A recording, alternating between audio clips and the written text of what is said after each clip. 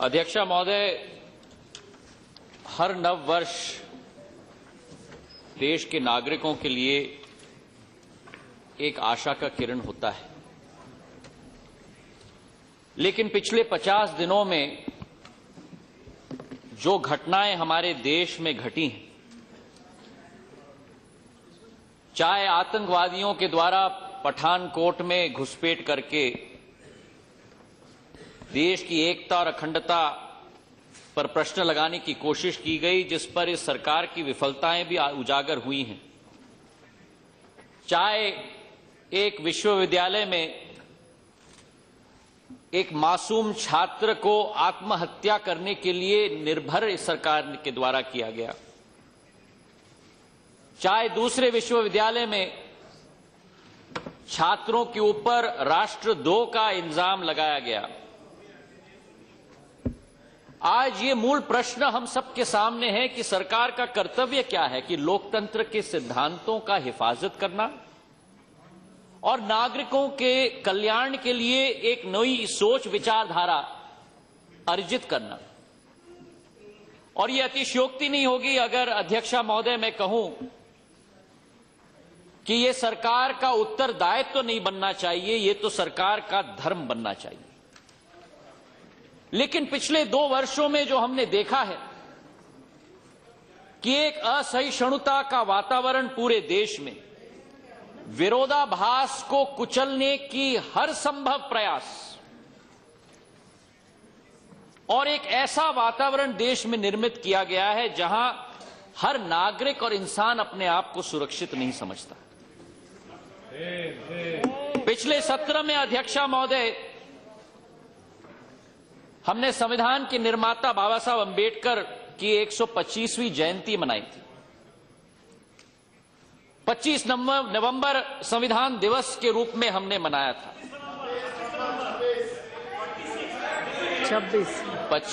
26 को हम लोग ने क्रियान्वयन किया था। 26 को अडॉप्ट किया। काफी कुछ समय हमने अपनी प्रतिबद्धता बाबा साहब अंबेडकर के प्रति अर्जित की, लेकिन आज एक हिंदी का कहावत मुझे याद आती है कि हाथी के दांत खाने के और दिखाने के और। प्रवचन तो यहां अध्यक्षा महोदय दिया गया कि संविधान के मूल्यों की सुरक्षा हमें करनी चाहिए और बाहर संविधान के अधिकारों को बर्बरता की तरह कुचला जा रहा है। ये रोज ये सरकार की कुशलता इससे प्रमाणित होती है। आज वर्तमान में अध्यक्षा महोदय ये सोच ये सरकार प्रचारित करनी चाहती है कि एक ही सोच चलेगा, एक ही धर्म चलेगा, एक ही संस्कृति चलेगा इस देश में, जबकि हमारे देश की एक विरासत है वासुदेव कुटुंबक। पूरा विश्व एक परिवार है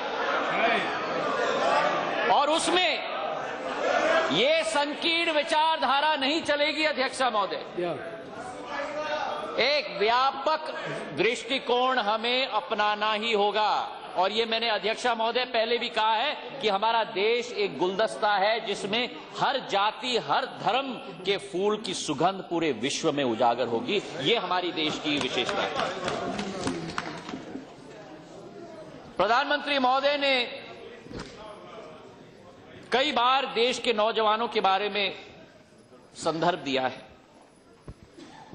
डेमोग्राफिक डिविडेंड की बात की जाती है, कैसे हम अपने नौजवानों को शिक्षित करें, कैसे हम अपने नौजवानों को कुशल करें। मैं सहमत हूं कि आज देश की अगर एक आधारशिला है तो वो युवाओं में है, वो ही हमारी ताकत है। लेकिन आज देश के युवाओं की क्या स्थिति है अध्यक्षा महोदय? आपके और हमारे राज्य में, मध्य प्रदेश में व्यापम का कांड,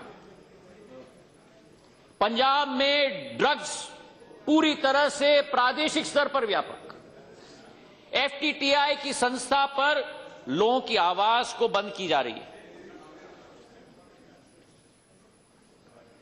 रोहित वेमुला जी की आत्महत्या, दर्दनाक मौत, और इसमें केंद्र मंत्री के आदेशों के दबाव में आकर यह घटना घटी। जिन मंत्रियों ने संविधान की शपथ ली थी, सरकारी मशीनरी का दुरुपयोग किया गया और ये क्यों?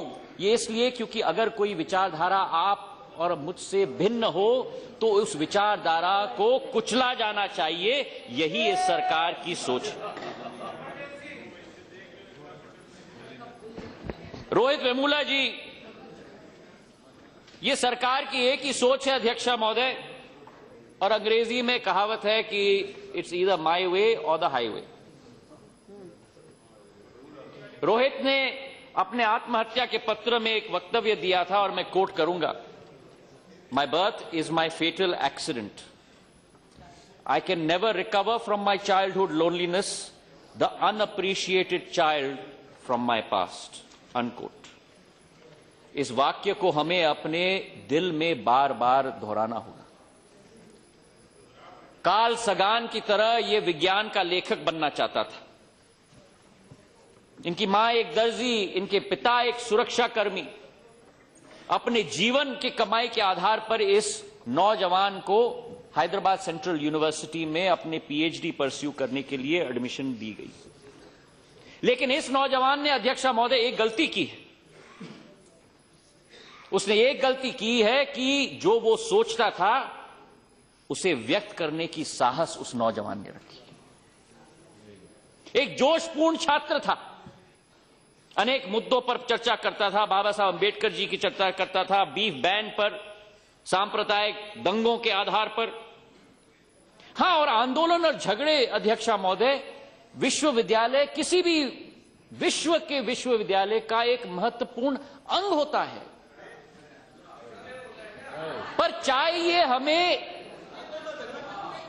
हमें एक ऐसा कुलपति जो उस स्थिति को संभाल पाए और सुलझा पाए। पर इस कुलपति ने तो हर हद को पारित कर दिया। रोहित के साथ 4 छात्रों को निलंबित किया। केवल निलंबित नहीं किया अध्यक्षा महोदय, उसकी छात्रवृत्ति को भी भंग कर दी और उसके साथ उसको हॉस्टल से भी बर्खास्त कर दिया, मजबूर कर दिया टेंट पे बाहर रहने के लिए, और कॉलेज परिसर से भी उसे वर्जित किया गया, प्रवेश उसकी वर्जित की गई। आर्थिक और सामाजिक दबाव उस पर डाला गया। और इसलिए क्योंकि भाजपा और संघ परिवार की राजनीतिक आवश्यकताओं की पूर्ति करनी पड़ी और हिंदू शास्त्रों को भी छिन भिन कर दिया। उस कुलपति ने अधिकार और बहिष्कार के प्रिंसिपल्स का इस्तेमाल किया, pitting the excluded against the entitled. और इसी सोच और विचारधारा में अध्यक्षा महोदय हमारे सरकार के केंद्र मंत्रियों ने भी, यह अतिशयोक्ति नहीं होगा अगर मैं कहूं कि अनुचित दखल अंदाजी उसमें की है।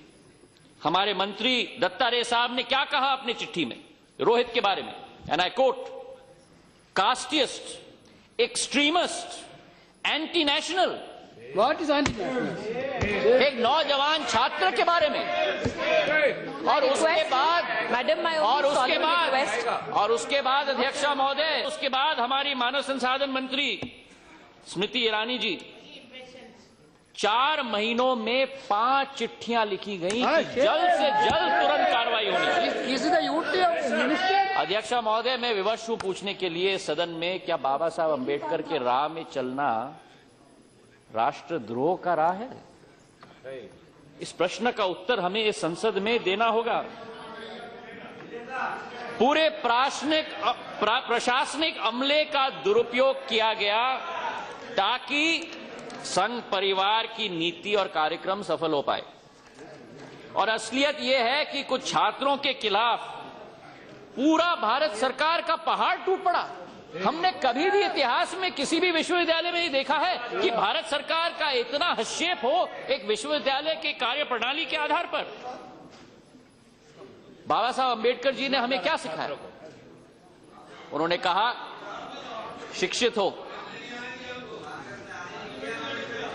सुन लीजिए आपकी भी बारी आएगी, संगठित हो और अन्याय के विरुद्ध अपनी आवाज को उठाओ।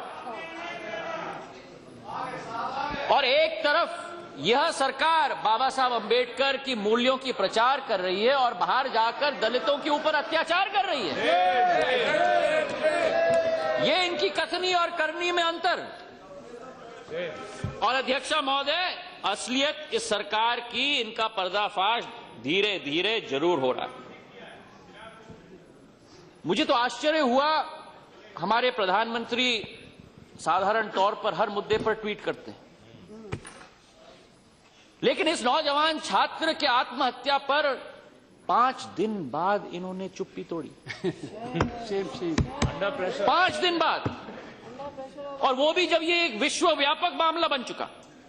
और जब मन की बात का समय आया तो एक शब्द इस नौजवान के बारे में, मां भारती के उस लाल को तो हम उनकी मां के यहां नहीं वापस लौटा सकते, लेकिन कम से कम अगर उसकी आत्मा को शांति देनी होगी तो इन मंत्रियों की विरुद्ध कार्रवाई होनी ही चाहिए। सही। हम चाहते थे अध्यक्षा महोदय एक्शन लिया जाए, लेकिन एक्शन के बजाय मैं तो आश्चर्यचकित रह गया जब कैबिनेट में इस बात पर बहस हो रही है कि एक साधारण छात्र दलित है या नहीं, और इसमें सरकारी हर तंत्र का इस्तेमाल किया जा रहा है। मुझे ज्यादा अनुभव नहीं है राजनीति में अध्यक्षा महोदय, 15 साल ही हो गए हैं, लेकिन मैंने कभी ये नहीं सुना। सुन लीजिए सुनने की क्षमता रखो भैया, सुनने की क्षमता रखो, अपनी असहिष्णुता का परिचय मत दो। पर मैंने कभी ये नहीं देखा अध्यक्षा महोदय कि नेशनल सिक्योरिटी एडवाइजर रिपोर्ट दे रहे हैं कैबिनेट को कि एक व्यक्ति, एक नागरिक का, इस देश का दलित है या नहीं है। एनएसए का रिपोर्ट आता है कि ये दलित है, नहीं है, और उसके बाद हमारे मंत्री लोग, विदेश मंत्री सुषमा स्वराज जी, सामाजिक न्याय मंत्री मेरे प्रदेश के थवरचंद गहलोत साहब,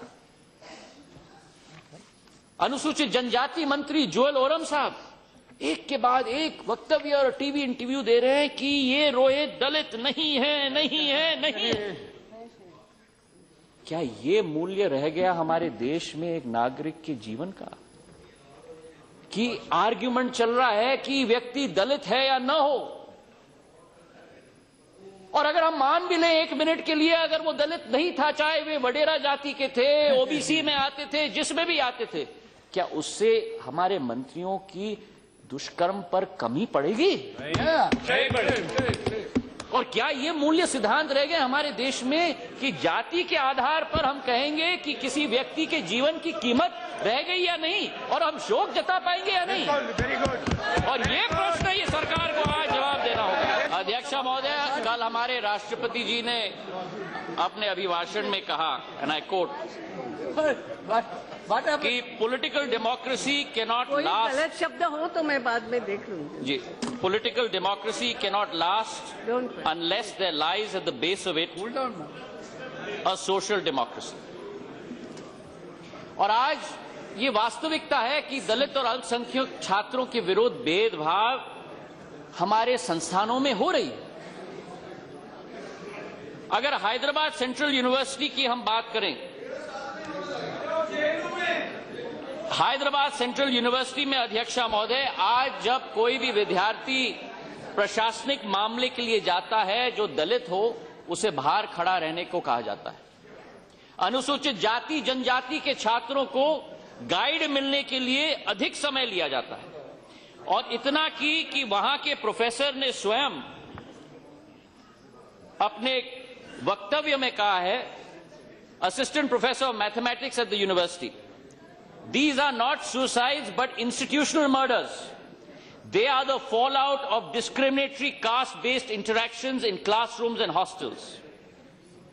He recollects how one professor at the university told a student from a marginalized community that he was not fit for mathematics and would be better off being an agricultural laborer like his parents. Another SC student was told that a central university was not the right place for him. Instead, he should enroll in a state varsity, unquote. Rohit, अध्यक्षा महोदय, रोहित साधारण वर्ग के आधार पर scholarship में उसने प्रवेश नहीं किया था उसने, लेकिन 2 प्रोफेसर ने, सुन लीजिए, आपकी भी बारी आएगी। प्लीज बैठिए, प्लीज बैठिए। ऐसा कभी नहीं हुआ था। अरे बैठिए। प्रशासनिक आमला का इंतजाम कभी नहीं किया गया था यूनिवर्सिटी के आधार पर। रोहित से पूछा गया अध्यक्षा महोदय 2 प्रोफेसर्स के द्वारा कि क्या वो कोटा से आया था, आरक्षित कोटा से आया था या साधारण कोटा से आया था। और ये पहली घटना नहीं है हैदराबाद सेंट्रल यूनिवर्सिटी में।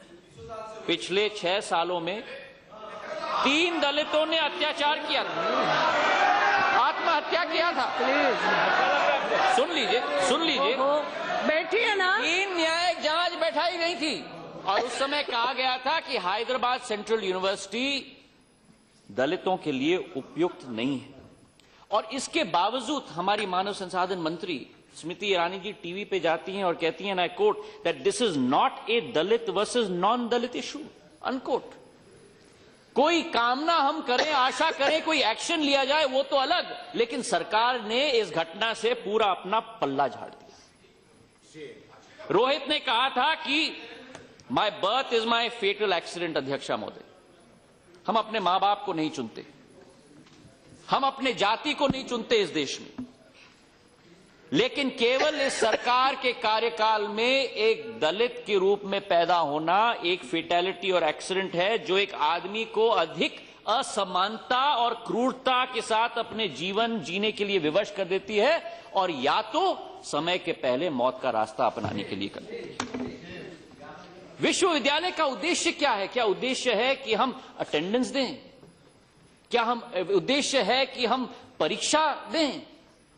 विश्वविद्यालय का उद्देश्य है कि विचारों का आदान प्रदान होना चाहिए। विश्वविद्यालय का उद्देश्य है कि यथास्थिति को चुनौती दी जानी चाहिए। प्लीज। लेकिन जिस तरीके से रोहित की आत्महत्या की घटना हुई है, एफटीटीआई में विद्यार्थियों के विरुद्ध एक्शन लिया गया है, जिस तरीके से जेएनयू की घटना हुई है, जिस तरीके से आईआईटी मद्रास में अंबेडकर पेरियार सर्कल को निष्कासित किया गया है, ये सरकार नौजवानों की आवाज को बंद करना चाहती है, इसमें कोई दो राय नहीं। अध्यक्षा महोदय, जेएनयू ने इस देश की एकता और अखंडता और विकास। क्या हो रहा है?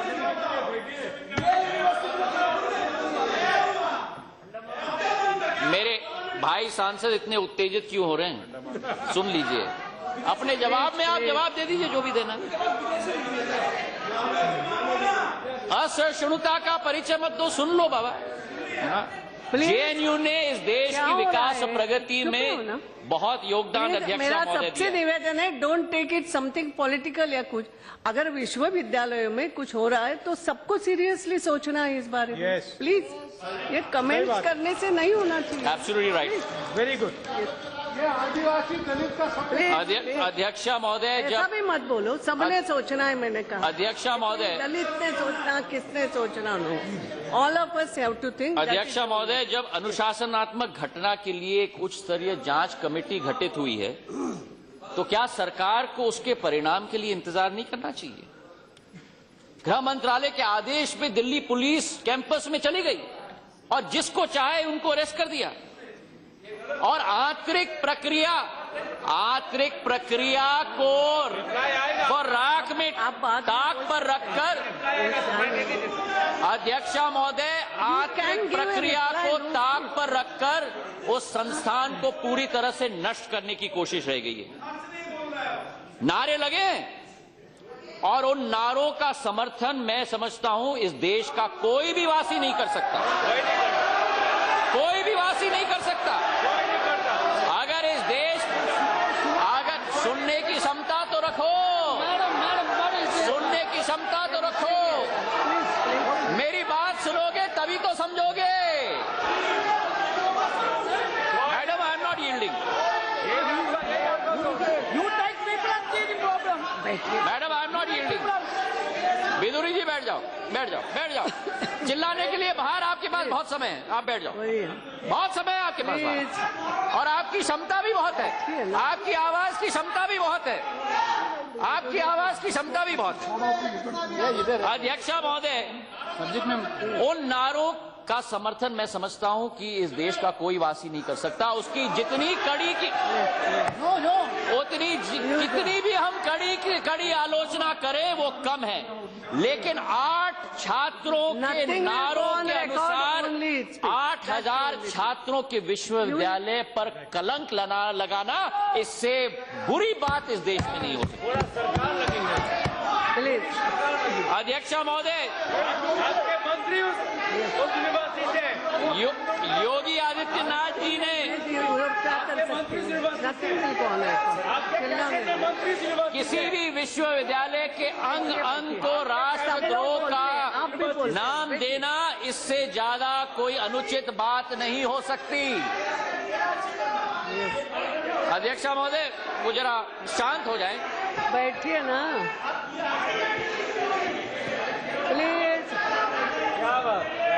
Please, please please. अध्यक्ष महोदय, विदुड़ी जी थोड़ा शांत हो जाइए। विदुड़ी जी बैठिए, आप बैठिए। सब इधर भी सक्षम है। अध्यक्ष महोदय, इनको बीमारी ना हो जाए, इतने जोर से चिल्ला रहे हैं। विदुड़ी जी चिंता मत करें, आपके मंत्री भी सक्षम है। इतने जोर से चिल्ला रहे हैं, कोई कठिनाई ना हो जाए। मुझे चिंता है इनके स्वास्थ्य के लिए। बताइए, बोलिए। अध्यक्ष महोदय, 8 छात्रों के कथन के आधार पर एक विश्वविद्यालय पर कलंक लगाना, इससे दुखद घटना नहीं हो सकती। और सरकार के सांसद योगी आदित्यनाथ जी ने क्या कहा, मैं कोट करूंगा उनको। It has become a habit there, running with grant provided from the tax paid by the people, JNU has become a blot on education. Such an institution should be closed down in the interest of the nation. हमारे गृह मंत्री राजनाथ सिंह जी ने क्या कहा इस घटना के बारे में, एंड आई कोट, देश की सच्चाई समझने की जरूरत है। JNU की घटना को हाफिज सईद का समर्थन हासिल है। Where is the proof? Where is the proof, Communist? और जब मालूम पड़ा कि उनकी कोई ट्वीट नहीं है, तो फिर चेहरा नहीं रहा दिखाने के लिए पूरे देश में। क्या देश के गृह मंत्री को जांच पड़ताल नहीं करना चाहिए कोई वक्तव्य देने के पहले? और ये भी मैं कहूं अध्यक्षा महोदय कि सरकार की JNU के प्रति ये व्यवहार केवल 9 फरवरी के नारों के आधार पर नहीं है। ये सरकार चाहती है कि इस संस्था की आवाज को बंद किया जाए। क्यों? क्योंकि JNU के छात्रों ने भगवा आतंकवाद का मुद्दा उठाया था। JNU के छात्रों ने दादरी का मुद्दा उठाया था। JNU के छात्र ने UGC के भवन में बजट के आवंटन की कटौती का मामला उठाया था। और JNU के छात्रों ने रोहित वेमुला का मुद्दा उठाया था। इसलिए उनकी आवाज को बंद करने की कोशिश की जा रही है। प्रश्न ये है अध्यक्ष महोदय, मोहम्मद सलीम, प्रश्न ये है अध्यक्ष महोदय, ये फिर उन्हें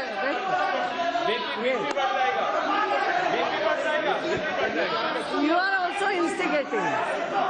आप निर्मला सीतारमण कर रहे हो। Nirmala Sitharaman, NITI Aayog chairman, foreign secretary Jaishankar, अध्यक्ष महोदय, यू आर इंस्टिगेटिंग। अध्यक्ष महोदय, नीति आयोग चेयरमैन, अध्यक्ष महोदय, उस JNU को ये बंद करना चाहते हैं जहां देश के फॉरेन सेक्रेटरी,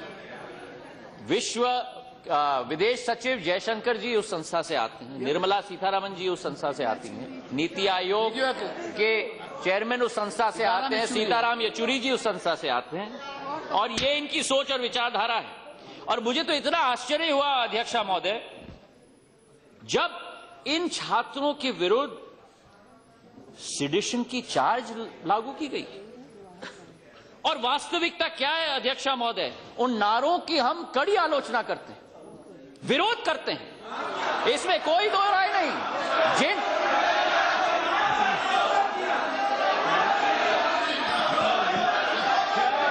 मेरी बात सुन लो, फिर आपको समझ में आएगा। मैं यील्ड नहीं करने वाला, मैं आपके दबाव में नहीं आने वाला।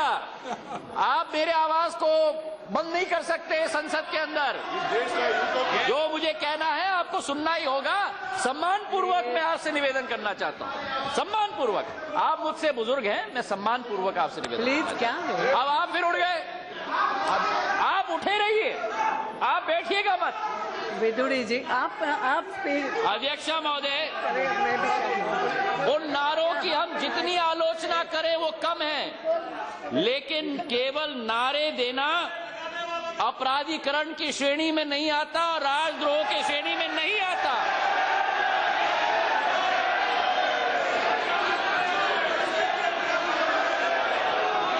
अब मैं सबूत भी दूंगा, अभी मैं सबूत भी दूंगा। अध्यक्षा महोदय, सुप्रीम कोर्ट का जजमेंट है, केदारनाथ सिंह का जजमेंट है। मैं यील्ड नहीं करने वाला। आप जितना भी चिल्लाओ, मुझे हक है अपनी आवाज को उठाने के लिए, और आप मेरी आवाज नहीं बंद कर सकते। आप जितना भी चाहो मेरी आवाज को नहीं बंद कर सकते। जितना हक आपको है उतना हक मुझे है सर। मेरी आवाज नहीं बंद कर सकते आप मेरे साथ सहमत न हो, मुझे कोई कठिनाई नहीं, लेकिन आप मेरी आवाज को बंद नहीं कर सकते। आप मेरा विरोध करो, मुझे कोई कठिनाई नहीं, लेकिन आप मेरी आवाज बंद नहीं कर सकते। ये मेरी देश के संविधान ने मुझे हक दिया है। अध्यक्षा महोदय, ज्योतिरादित्य जी, केदारनाथ सिंह प्लीज जी, प्लीज क्या हो रहा है? करना चाहते हैं, प्लीज बैठिए। ज्योतिरादित्य जी, आप भी स्पीकर को संबोधित, ये सॉरी मैडम, राजवाड़ा चौक मैं सहमत हूँ मैडम, सॉरी, उनको संबोधित कर। मैं आपके साथ 100% सहमत हूँ। केदारनाथ सिंह जी के मुकदमे में फैसला है उच्च न्यायालय का, अध्यक्षा महोदय, 5 जज का, कि राष्ट्रद्रोह मतलब sedition only if there is quote unquote incitement to violence और पब्लिक डिसऑर्डर साबित हो सके, नहीं तो सेडिशन नहीं हो सकता। और इसके साथ कॉन्स्टिट्यूशन बेंच के 3 जजमेंट है, Indira Das versus state of Assam, Anup Bhain versus state of Assam and Balwant Singh versus state of Punjab. केवल शब्दों और वाक्यों का प्रयोग करना जिसकी हम निंदा करेंगे, आप करेंगे, हम करेंगे, ये पूरा सदन करेगा, इसमें कोई दो राय, लेकिन राष्ट्रद्रोह और सेडिशन में ये मामला नहीं आ सकता। और भाजपा के कई वकील हैं जो स्वयं इनको कह देंगे कि ये सेडिशन में नहीं आ सकता। तो इसके बाद अध्यक्षा महोदय, मैं पूछना चाहता हूं कि दिल्ली पुलिस ने कन्हैया को सेडिशन के मामले में आरोपी क्यों बनाया? 30 मिनट्स प्लीज। इसलिए अध्यक्षा महोदय, क्योंकि कन्हैया आरएसएस की विचारधाराओं के साथ सहमत नहीं है, और इसलिए क्योंकि कन्हैया ने इलेक्शन में एबीवीपी के प्रत्याशी को हराकर अध्यक्ष बना, इसलिए उसके विरोध ये चल रहा है। बार-बार किसी संस्था आज अध्यक्षा महोदय, राष्ट्रवाद के मामले में इसका नाम लेना आवश्यक नहीं है। यहाँ कोई कन्हैया का नाम ले सकते हैं अध्यक्ष महोदय। राष्ट्रवाद के मामले में परिभाषा हमें कौन सिखाएगा? आपकी सोच और हमारी सोच में भिन्नता हो सकती है। अध्यक्षा महोदय, आपकी मतलब हमारे संसद के आपका सोच विचारधारा तो हमारे ऊपर पूरी तरह से लागू होता है, लेकिन हमारे सोच में भिन्नता हो सकती है।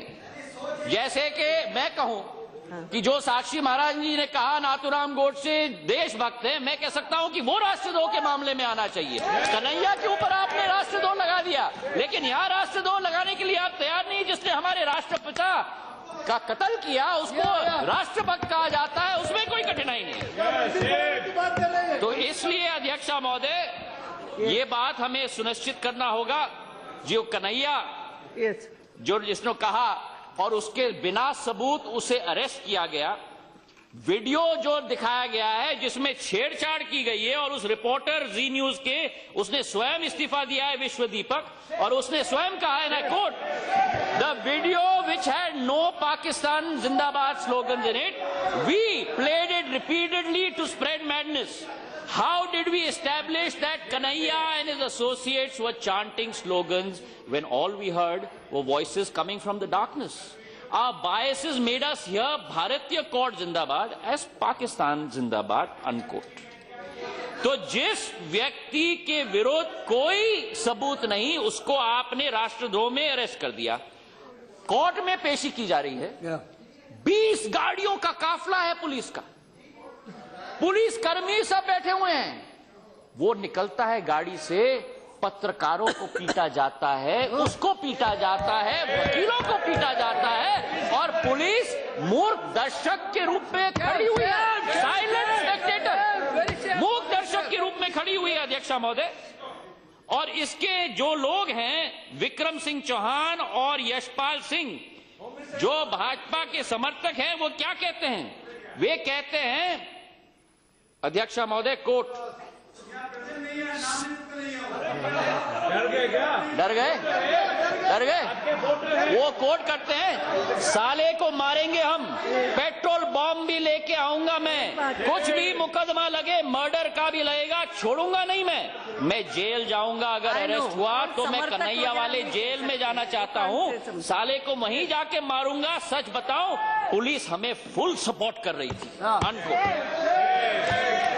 ये उनका कोर्ट है। तो जिस व्यक्ति के विरुद्ध सबूत नहीं, उसको आप राष्ट्रद्रोह में आप अरेस्ट कर लो, और जो व्यक्ति लोगों को पीटे इस प्रजातंत्र के स्तंभ में, कोर्ट में, उनके विरुद्ध कोई कार्रवाई नहीं कल रात तक, जब उनको अरेस्ट किया गया और फिर उनको बेल दिया गया, तो वो जो छात्र है वो अभी भी जेल में पड़ा हुआ है, और ये लोगों को बेल दिया जाता है। अध्यक्ष महोदय, भाजपा के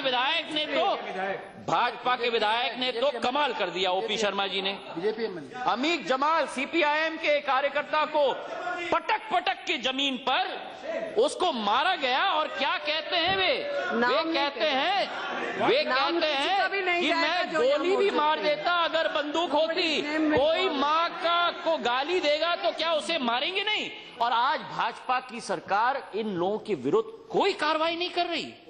साक्षी महाराज जी क्या कहते हैं कि इन राष्ट्रद्रोही के खिलाफ तो सीधा फांसी का फंदा या पुलिस की गोली, आजीवन कारावास तो बहुत कम रहेगा, नहीं तो बदतमीजी होती रहेगी।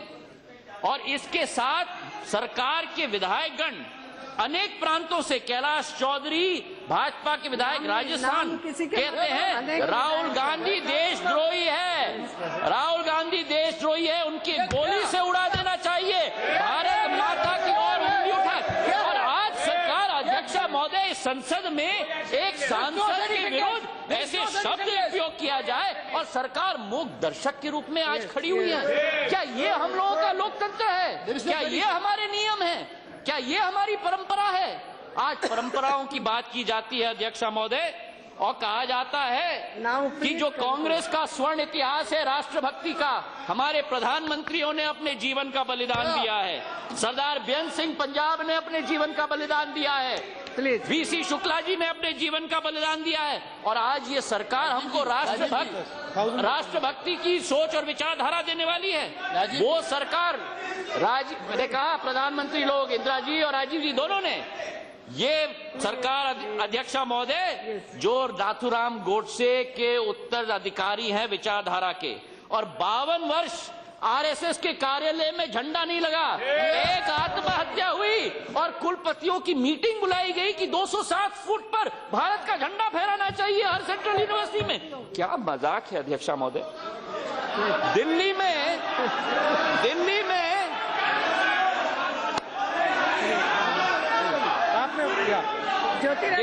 में अध्यक्ष महोदय अफजल गुरु के प्रदर्शनकारियों के विरुद्ध राष्ट्रद्रोही का मुकदमा, और वहां जम्मू कश्मीर में सरकार बनाने के लिए जिस पीडीपी ने कहा कि अफजल गुरु की फांसी अन्याय है, उनके साथ हाथ मिला के वहां सरकार बना रहे। ये कहां का कथन है अध्यक्ष महोदय? अध्यक्ष महोदय, जिस पूर्व की सरकार ने आतंकवादियों को सरकारी प्लेन में बैठाकर दाएं बाएं पठानकोट छोड़ने चले गए, वही मसूद अजहर जो पठानकोट का मास्टरमाइंड है, अब ये लोग हमें राष्ट्रभक्ति का उच्चारण देंगे।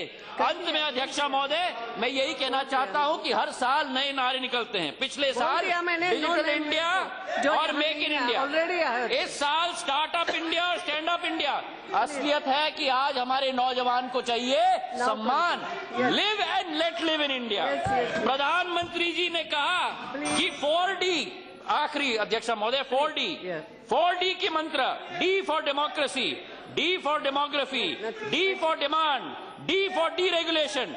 डेमोक्रेसी के मामले में अपने विचार की अभिव्यक्ति को स्वतंत्रता कुचली गई, डेमोग्राफी के मामले में हमारे नौजवान सड़क पर खड़े हैं, डिमांड के मामले में किसान आत्महत्या कर रहा है, और डीरेगुलेशन में विश्वविद्यालय को शिकंजे पर डालकर उसकी पूरी स्वतंत्रता खत्म की जा रही है। सबका साथ सबका विकास आपका नारा।